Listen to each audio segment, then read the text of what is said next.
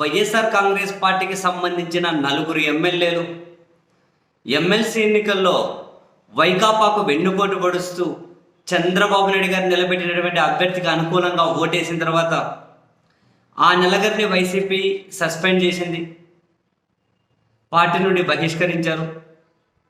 వాళ్ళు కూడా అప్పటికే పార్టీ వ్యతిరేక కార్యకలాపాలకు పాల్పడుతూ టికెట్ కూడా రాదు అని చెప్పి కన్ఫామ్ చేసుకున్న తర్వాతే చంద్రబాబుకి ఎన్నో కోట్లకు అమ్ముడుపోయారు అని చెప్పి అప్పుడు విమర్శలు అయితే వచ్చాయి.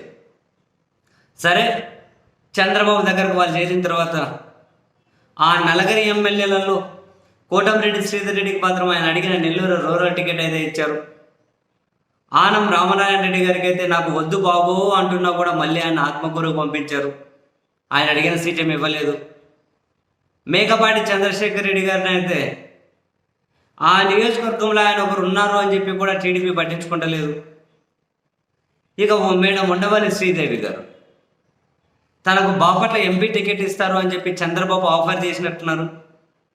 అందుకే కాబోలు మేడం గారు టీడీపీ సభలకు ఆమె, వాళ్ళ భర్త, వాళ్ళ కుమార్తె వీళ్ళందరూ వచ్చి అక్కడ హంగామా చేసి వెళ్ళేవాళ్ళు. తీరా తెలుగుదేశం పార్టీ ఎంపీ అభ్యర్థులను ప్రకటించిన తర్వాత బాపట్ల నుండి ఉండవల్లి శ్రీదేవి గారికి టికెట్ ఇవ్వలేదు. మేడం ఒక అఫీషియల్గా ఒక పోస్ట్ చేశారు.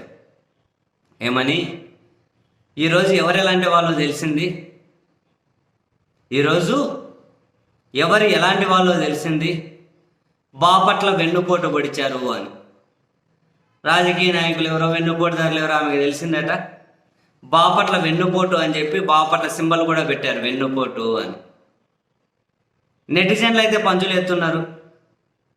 మామూలుగా డాక్టర్లను పోట్లు వేస్తారంటుంటారు కదా, పోట్లు వేసే డాక్టర్లకే వెన్నుపోటు పడవడం అంటే ఇది మామూలు పోటు కాదు మావా అని చెప్పి పెడుతున్నారు.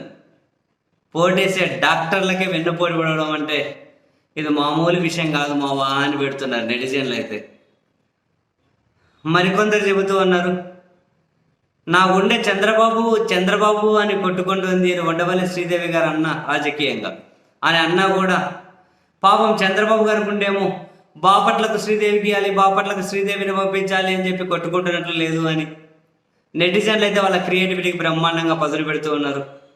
కొందరైతే చంద్రబాబుకే వెన్నుపోటు పడిచిన ఎన్టీఆర్కే వెన్నుపోటు పడిచిన చంద్రబాబు మీకు పోటు పడవడం మీద సమస్య ఏమి పెద్ద ఇష్యూ ఏమి కాదని చెప్పి కొందరు, వైకాపాకు నీవు వెన్నుపోటు పడిచావు, నీకు చంద్రబాబు వెన్నుపోటు పడిచాడు, చెల్లుకి చెల్లు అయిపోయిందిలే, అందరూ ఒకే విధంగా ఉండరు, అందరూ జగన్ లాగానే ఉండరు, చెప్పేది ఏదో స్ట్రైట్గానే చెప్పేసి టికెట్ ఇవ్వకపోతే మరో రకంగా గౌరవించుకుంటామని చెప్పి చెప్పే లీడర్షిప్ అందరికీ ఉండదు, మంచి ఏదో చెడేదో కొందరే తెలుసుకోగలుగుతారు, తెలుసుకోలేని మీలాంటి వాళ్ళు వెన్నుపోటీ పడిపించుకుంటారు అని చెప్పి కూడా ఆమె పెట్టిన పోస్ట్ కిందే నెటిజన్లు అయితే కామెంట్ చేస్తూ ఉన్నారు.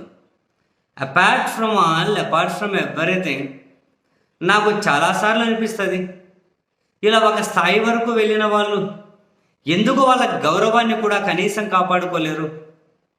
ఎమ్మెల్యే ఎంపీగా పోటీ చేస్తేనేనా ఇంకా గుర్తింపు, గౌరవం, మరొకటో పార్టీలలో ఉండి కూడా వాళ్ళ గౌరవాన్ని కాపాడుకోలేరా?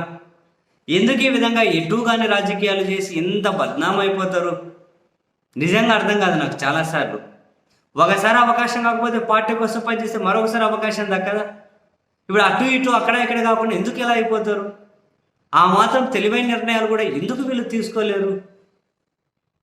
నాకు చాలాసార్లు అర్థం కాదబ్బా.